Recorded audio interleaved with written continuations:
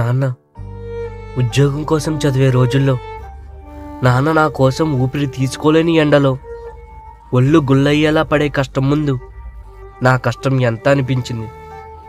నా మీద నాకు నమ్మకం తగ్గిపోతున్న సమయంలో అమ్మ నా కడుపు నింపి తను పస్తులున్న రోజులు చూసి తన సహనం ఓర్పు గుర్తొచ్చేవి. ఒకప్పుడు ఊరికి వస్తే ఎలా ఉన్నావురా అని అడిగేవారి కంటే ఏం చేస్తున్నావురా అని అడిగేవారు ఎక్కువ.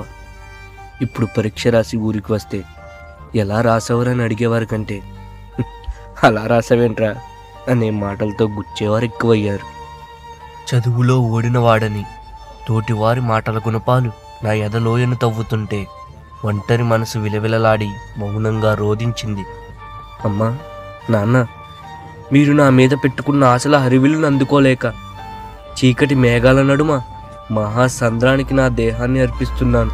చదువుల పరుగుల పందెంలో వికలాంగుడనై పసిడి గమ్యం చేరలేక జీవిత నడి గమనంలోనే మీకు అశ్రువులను వదిలి నా ఆయుష్ను వదులుతున్నా. చివరిగా ఒక్క మాట, చదువులో ఓడినందుకు మాత్రమే ఈ మరణాన్ని ప్రతిఫలంగా తీసుకోవడం లేదు.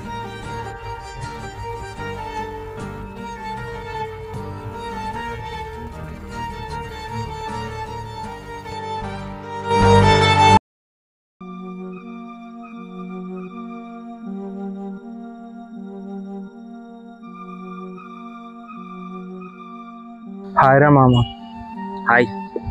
సురేష్ గారు చనిపోయిందంట తెలుసా? ఎట్లా రా?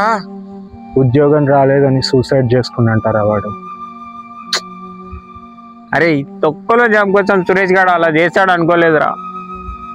ఛ, వాళ్ళ అమ్మా నాన్నల్ని కూడా వాడు చాలా బాగా చూసుకునేవాడు రా. అయినా ఈ రోజుల్లో సూసైడ్ చేసుకోవడం చాలా ఫ్యాషన్ అయిపోయిందిరా.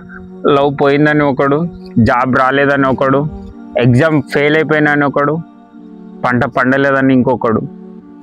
అమ్మా నాన్నల గురించి అంత ఆలోచించేవాడు అమ్మా నాన్నలతో పాటు పొలం పనికి పోవచ్చుగా. అరే నువ్వు చెప్పినట్టు వాడు వాళ్ళ అమ్మా నాన్నల గురించి ఆలోచించి వాళ్ళ అమ్మా నాన్నలతో పాటు పొలం పనులకు వెళ్ళాడే అనుకుందాం. చూస్తూ చూస్తూ ఏ తల్లిదండ్రులు కూడా వాళ్ళ కొడుకు కష్టాలు పడితే వాళ్ళ తల్లిదండ్రులు చూడలేదురా. మా బతుకులు ఏమైనా పర్లేదు, నా కొడుకు మాత్రం చాలా సంతోషంగా ఉండాలని కోరుకుంటారురా. తల్లి ఒక ప్రాణిని భూమిపైకి తేయడానికి ఎంత కష్టపడుతుందో తెలిస్తే, ఒక డాక్టర్ ఒక ప్రాణిని కాపాడడానికి ఎంత తపన పడతాడో తెలిస్తే ఇలాంటి ఆత్మహత్యలు కొంచెమైనా తగ్గుతాయేమోరా. అయినా వాడు కూడా ఒకసారి వాళ్ళ అమ్మా నాన్నల గురించి ఆలోచిస్తే బాగుండేదిరా. అయినా అమ్మా నాన్నలకు స్తోమత లేనప్పుడు ఇలాంటి చేతగాని పనులు ఎందుకు? ఇలా ఆత్మహత్యలు చేసుకొని వాళ్ళని బాధ పెట్టడం ఎందుకు? ఏంట్రా ఏంటి చేతగాని పనులా? ఒక ఉద్యోగానికి ప్రిపేర్ అయ్యేవాడి కష్టం ఏంటో పుస్తకాలకి వాడి నిద్రలేని కనులకు మాత్రమే తెలుస్తుందిరా. అయినా వాడు సూసైడ్ చేసుకుంది ఉద్యోగం రాలేదని అనుకుంటున్నావా?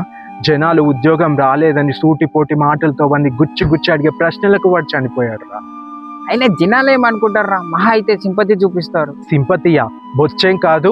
మనం వీధి వెంట నడుచుకుంటూ వెళ్తున్నప్పుడు ఒక ముసలి తాత మన దగ్గరికి వచ్చి చుట్ట నోట్లో పెట్టుకొని, ఏరా బాబు పక్క గల్లీలో వేరే కుల పొడికి ఉద్యోగం వచ్చిందంట కదా, నీకు రాలేదా అని ఎగతాళిగా మాట్లాడతాడు.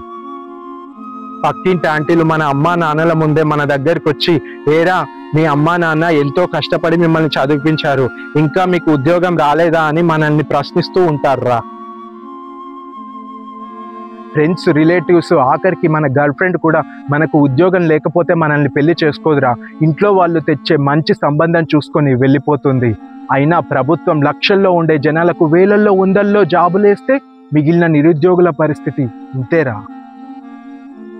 సార్, మాకు ఇంటికొక ఉద్యోగం, నిరుద్యోగ భృతి అవసరం లేదు సార్. మా పోస్టులు మాకు ఇవ్వండి సార్ చాలు.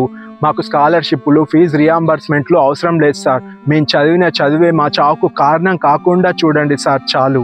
మిత్రమా, ఇదేం కొత్త కాదుగా, ఇదేం వింత కాదుగా. తలబడి తెగబడి నిలబడు. ఈ కష్టాలు కన్నీళ్ళు నీకేం కొత్త కాదుగా మిత్రమా. ఆ దరఖాస్తులు, పడిగాపులు, ఆశలు, అడియాసలు, నిట్టూర్పులు, ఓదార్పులు, ముందే అమ్మిన ఉద్యోగాలకు ముఖాముఖి సమావేశాలు, తాడో పేడో తేల్చుకోవడానికి తలా తోకాలేని ప్రశ్నలు.